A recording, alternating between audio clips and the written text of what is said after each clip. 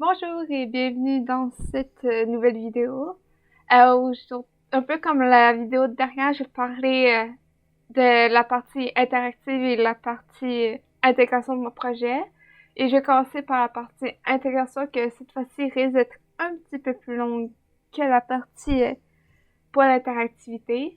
D'abord, je voulais juste vous montrer que j'étais quand même aussi fière de cette interface-là parce qu'on sent vraiment la continuité du jeu vu que dans le premier niveau, on embarquait dans le camion.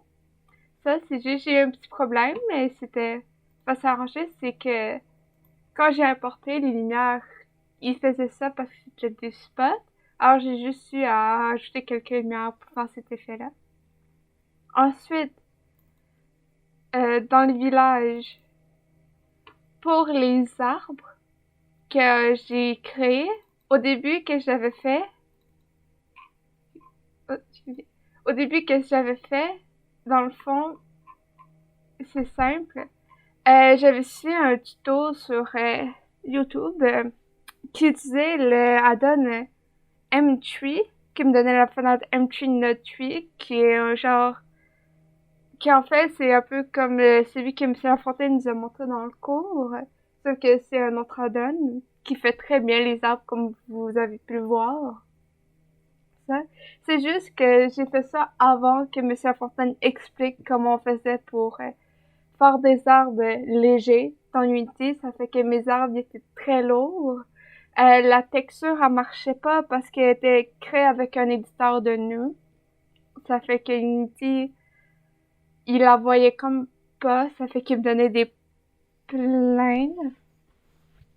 Alors, comme Monsieur Lafontaine a expliqué, j'ai su comment faire des arbres légers, puis ça l'a bien été. Puis j'avais déjà mes arbres.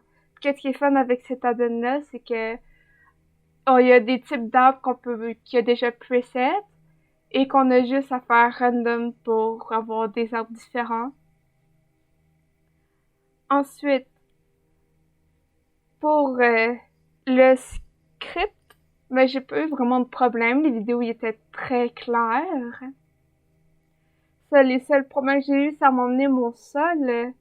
Le layer s'était enlevé pour je ne sais quelle raison. Puis que mon clavier à m'emmener, il était pas sur français, il était sur anglais. Ça fait que ma touche contrôle-doigt marchait plus parce que les touches avaient changé. Mais c'est les seuls trucs qui ont vraiment marqué comme problème. J'ai moins de misère qu'avec le premier, puis tout s'est bien passé. Ouais, bonnes vacances!